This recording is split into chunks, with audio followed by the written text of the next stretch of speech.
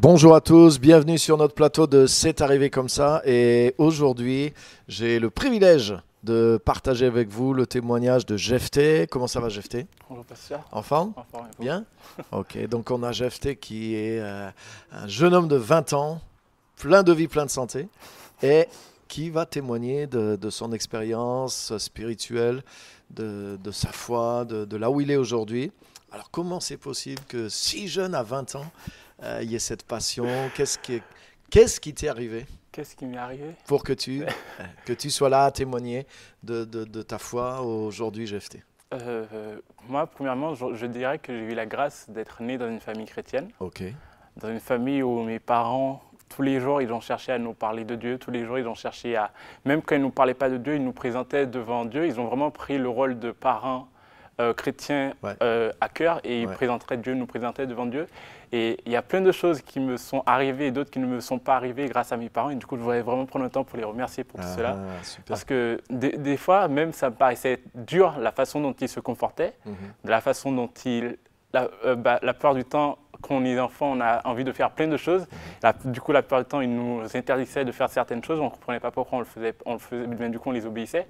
Et c'est que maintenant que je comprends, quand je compare aux personnes qui les ont fait et nous qui sommes restés, qui avons écouté nos parents, Ouais. ça fait une grande différence. Eh oui. Et du coup, c'est grâce. Ça vous a protégé Ça nous de a pas mal de protégés choses. de pas mal, beaucoup de choses. Même quand on parle avec nos frères et qu'on compare ça, c'est parce que nos parents ont installé un cadre de vie, un cadre strict par rapport à Dieu. Mhm. Le fait qu'on ait fait des choses et pas fait des choses, ça nous a protégés, ça nous a gardés sous l'intégrité de Dieu, même quand on n'avait pas notre propre relation. Eh oui. Et ce qui fait que pendant un long moment, je dirais 14-15 ans, j'ai 19 ans, pendant mes 15 premières années de vie, ça fait comme si j'étais vieux, mais j'ai vécu sous la grâce de la connexion de mes parents. Dans le sens où Ouais, oui. ils étaient connectés avec Dieu, Et et oui. moi, j'avais aucune relation personnelle avec Dieu, mais je vivais quand même sous la présence de Dieu parce que mes parents ils étaient comme Bien ça. sûr.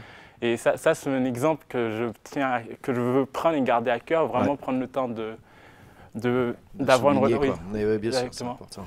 Et du coup, j'ai vécu une relation avec Dieu. Non, j'ai pas vécu. J'ai vécu une relation avec Dieu, entre guillemets, via mes parents. Mhm. Mes parents ils connaissaient Dieu et pas moi, mais je suis né dans une famille chrétienne, j'allais au culte tous les dimanches et tout Ok. ça. Et moi, je pensais être chrétien. Je pensais être chrétien. Mhm. Et c'est qu'en arrivant en France, dans cette église, je suis parti à une conférence. C'était en 2014, la première Ok. conférence.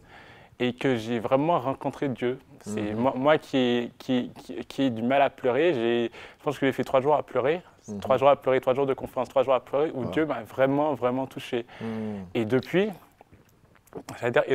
je suis en relation. J'ai développé ma relation personnelle avec Dieu. D'accord. Mais j'allais dire depuis, c'est facile. Mais moi, j'ai cru que ça allait être facile. Dans le sens où, vu que j'ai vu ce que c'était ne pas être chrétien, je me suis dit, d'accord, vu que j'étais déjà bien sans être chrétien, maintenant que j'ai ma relation avec Dieu, ça va être facile. Mhm. Et là, j'ai 10 000 choses qui me sont tombées dessus. Ok. Vraiment beaucoup de choses. J'ai fait vraiment beaucoup n'importe quoi. Et c'est vraiment là que Dieu m'a montré. Ça, c'est un truc que je vis depuis maintenant 5 ans, la grâce de Dieu. Mhm. Qui fait que peu importe quand je tombe, peu importe si je suis à terre, peu importe si je viens de tomber ou je suis tombé depuis 5 ans ou je suis au sol depuis 3 ans, Dieu, il n'a pas bougé. Sa main, c'est une image qui m'a frappé, beaucoup marqué. C'était mon frère qui me parlait et il me disait, Jefté, regarde, la main de Dieu, elle est toujours tendue vers toi. Dieu, depuis, ça fait bientôt 2000 ans, il n'a pas bougé d'1 mètre, d'1 centimètre. Sa main, elle est toujours tendue vers toi. Donc, peu importe que tu tombes, même si toi, tu recules, la seule chose que tu as à faire, c'est revenir vers Dieu. Parce que Dieu, il n'a pas bougé. Et ça, c'est quelque chose qui me garde jusqu'à aujourd'hui même, dans le sens où être chrétien, c'est toujours chercher à être en connexion avec Dieu, mais des fois, en tant qu'humain, forcément, on flanche, des fois, on se met en colère, des fois, on fait n'importe quoi. Et le truc, le diable, il joue dessus, dans le sens, il fait en sorte qu'on se concentre sur le péché, le mal qu'on a fait, au lieu de se concentrer sur la présence de Dieu qui est accessible. C'est vrai. Et du coup, moi, très souvent, je me suis axé sur le mal que j'ai fait. Ma culpabilité. Oui, ma culpabilité, le fait que j'ai péché, je suis au sol, j'ai rien fait. Et c'est tellement bizarre, mais le diable, dans le sens, c'est drôle, parce que on a péché une seule fois. Toute notre vie, on était droit, on a péché une seule fois. Et le diable, au lieu de nous faire, il nous fait nous concentrer sur la tache noire du tableau blanc, au lieu de se concentrer sur la globalité du tableau blanc. Et comme ça fait l'effet d'une loupe, quand on prend une loupe et qu'on zoome sur une tache noire, on ne voit plus le reste. Et c'est vraiment ça. Mais la grâce de Dieu est toujours là, toujours disponible. Et ça, c'est un verset qui me marque depuis un moment. Je paraphrase, il dit ce n'est pas vous qui avez été sauvé, c'est par la grâce de Dieu. Le salut provient de la grâce de Dieu, c'est un don gratuit de Dieu. Et ce verset il m'a vraiment marqué, dans le sens, il est vrai quand je suis droit, il est vrai aussi quand je flanche. Quand je suis le bon chrétien, tout droit, tout normal, le salut, j'obtiens par la grâce de Dieu. Quand je tombe, le salut, j'obtiens par la grâce de Dieu. Ce n'est pas par mes actions. Et ça, c'est quelque chose qui me pousse vraiment. Et quand j'ai compris ce que c'était la grâce de Dieu, ça m'a poussé à servir Dieu. Ça m'a poussé à servir Dieu dans le sens où je n'étais pas 2014, 2015. 2014, j'ai fait ma rencontre avec Dieu. Je suis venu en France en août 2014. Octobre 2014, j'ai fait ma rencontre avec Dieu. 2015, j'étais déjà en train de servir dans mon église. J'ai pas cherché, dans le sens, j'ai pas cherché à gagner des promotions. J'ai cherché à servir là où c'était. Donc, le premier endroit où j'ai servi, c'est dans l'équipe de ménage. À chaque fois que j'allais, je servais, à chaque fois qu'il y avait un truc à faire, j'allais, je disais, me voilà, je suis prêt, peu importe ce que c'était. Et par rapport au ménage, ça, ma mère, elle le faisait tout le temps. Elle fait dans l'église où on était, elle faisait tout le temps le ménage. Et moi, une fois, je me suis assis, je me suis demandé à Dieu, mais en quoi faire le ménage, ça te sert? Et pendant que c'est un message que j'écoutais, j'étais en train de faire le ménage, j'écoute le message, et dans le message, le pasteur, il dit, imagine ça, pendant que tu fais le ménage, fais cette prière. Dieu, je nettoie ta maison en même temps, nettoie mon cœur. Et ça, c'est un truc que j'ai pris à cœur. Et à chaque fois que je prenais le message, je prenais le temps, je priais avec Dieu. Dans le sens, faire le ménage, c'est des trucs naturels, tu n'as pas à réfléchir pour le faire. Du coup, à chaque fois que je prenais le temps pour prier, pour être connecté avec Dieu, pour parler avec Dieu. Et je le sentais vraiment, je me mettais à servir Dieu et Dieu, il me nettoyait, il m'utilisait en même temps. Et ça fait vraiment toute une différence, le fait de servir Dieu. Tu as des bénédictions qui sont débloquées, tu as un accès à la présence de Dieu, un niveau de connexion avec Dieu qui est accessible que quand tu te mets à le servir. Ça, c'est un truc que j'ai pris du temps à comprendre, même quand je servais, mais je l'ai vécu, après je l'ai compris. Ça, c'est un truc qui m'arrive trop souvent. Je vis les choses, après je comprends ce que je vis. C'est la meilleure façon. Mais du coup, je me suis mis à servir Dieu. Et après, quand j'ai vu les choses qui se sont débloquées dans ma vie, j'ai compris que c'est seulement parce que j'étais en train de servir. Et ça me fait comprendre que il y a les promesses de Dieu qui sont vraies. Elles sont toutes vraies. Genre, même quand je marche dans la vallée de l'ombre de la mort, c'est même toi avec David qui le dit, que même quand je marche dans la vallée de l'ombre de la mort, je ne crains aucun mal car tu es avec moi. Mais le début du psaume, il commence par l'Éternel est mon berger.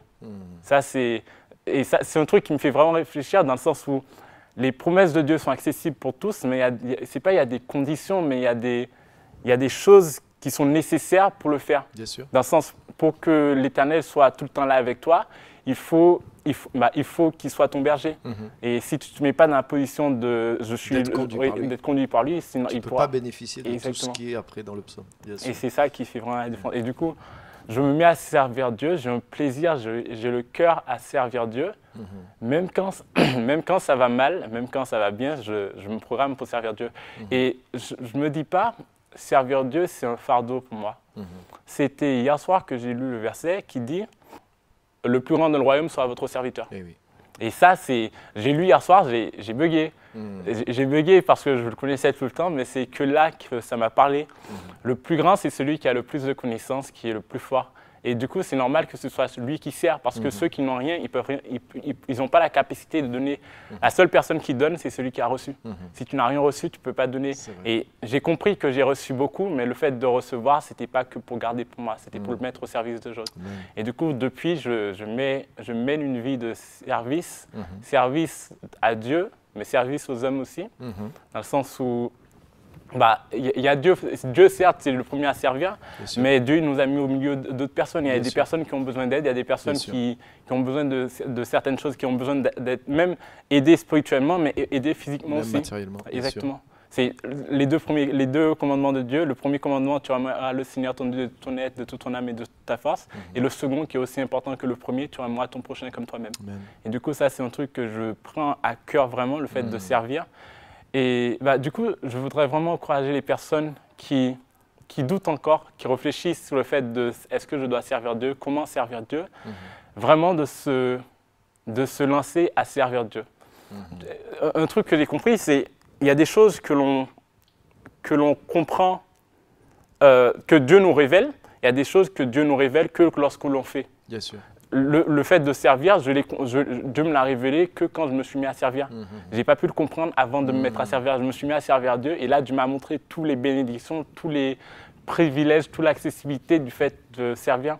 Même pour prendre l'exemple, Jésus, c'était le plus grand et c'était le premier serviteur. C'est lui qui a pris le temps de laver les pieds de ses disciples. Ça, c'est une image qui marque beaucoup. Jésus qui était le leader, c'était lui le maître de tout. Il est venu, il a fait asseoir ses disciples, il a fait ce qu'aucun autre disciple ne ferait. Pourtant, c'était lui le plus grand dans le royaume de Dieu sera le serviteur. Et ça, c'est quelque chose que vous vraiment incitez toutes les personnes à faire. Prendre le temps de se mettre au service de Dieu. Si vous n'avez aucun endroit où servir, demandez à Dieu. Demandez, je vous donnerai, cherchez, vous trouverez, frappez, on vous ouvrira. Ça, c'est un truc que je vis souvent. J'ai des témoignages de personnes qui... c'est une amie, le matin même, elle se lève, elle dit « Seigneur, je ne sais pas quoi faire, mais fais en sorte qu'aujourd'hui, je puisse parler de toi. Elle a fait la prière le matin, elle sort de sa maison, elle va prendre le tram, elle s'assoit dans le tram et elle voit un vieux qui est en train de lui parler. Elle a ses écouteurs, elle voit un vieux qui est en train de parler quelque chose qui n'arrive jamais. D'habitude, c'est elle qui va vers les gens. Elle voit un vieux qui est en train de lui parler, donc elle retire ses écouteurs. Et là, la personne lui parle, oui, le monde, patati patata. Et directement, sans comprendre, la personne lui dit « Et vous croyez en Dieu ?» Et là, il se met à parler à la grande personne de Dieu. Et ça, c'est un truc qui me marque beaucoup. Demandez et vous trouverez. Dieu, il est toujours disponible. Il veut toujours se rendre accessible. La seule chose que nous devons faire, c'est se mettre dans la position de Dieu, je veux te servir.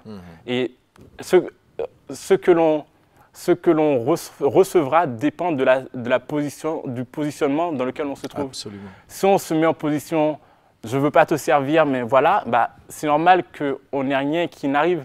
Si on se met dans le positionnement de Dieu, je veux te servir, mais voilà, j'ai pas le temps, je me concentre sur autre chose, c'est normal qu'à un moment donné, tu n'arrives pas à servir Dieu parce que tu prends pas le temps de mettre en place un emploi du temps, ton temps pour servir Dieu. Absolument. Et ça, fais le premier pas de te connecter à Dieu et de dire Dieu, je veux te servir et regarde la suite qui arrivera. Ça, je peux dire en vérité, c'est la vérité, parce que ça, c'est un truc que je vis et que j'ai plein de témoignages de personnes qui le vivent aussi. Mais se mettre en position, en mode Dieu, je veux te servir, et attends-toi à ce que Dieu te réponde. Et ça fonctionne pour le service, mais ça fonctionne aussi pour... c'est vraiment une loi que Dieu utilise. Ce que tu reçois dépend de ton positionnement. Absolument. Tu ne peux pas recevoir ce dont tu n'es pas disposé à recevoir. Et Dieu, il regarde vraiment au cœur. C'est pour ça... heureux ceux qui ont le cœur pur car ils verront Dieu. Ils ont vraiment l'accessibilité à la présence de Dieu. C'est pas heureux ceux qui font de bonnes actions, c'est heureux ceux qui ont le cœur pur. Et ça, c'est un truc qui me marque dans les béatitudes. Les béatitudes, c'est vraiment les attitudes. C'est les attitudes pour avoir accès à la présence de Dieu, accès à Dieu. Et c'est ça qu'il décrit dans tout le livre de Matthieu 5, où il dit heureux les pauvres en esprit car le royaume des cieux est à eux. C'est pas heureux ceux qui cherchent la pauvreté, heureux ceux qui reconnaissent qu'ils sont pauvres, donc qu'il y a quelque chose de plus grand, qu'il y a une autre connaissance, et ils verront Dieu. Et ça, c'est vraiment un truc qui me marque, c'est le positionnement par rapport à Dieu. Comment tu te positionnes dans ton environnement, comment tu te positionnes, et même par rapport à la relation que tu as avec quelqu'un, ton positionnement déterminera l'issue de cette relation. Absolument. Si tu te positionnes en mode tyran, forcément, la relation, elle va...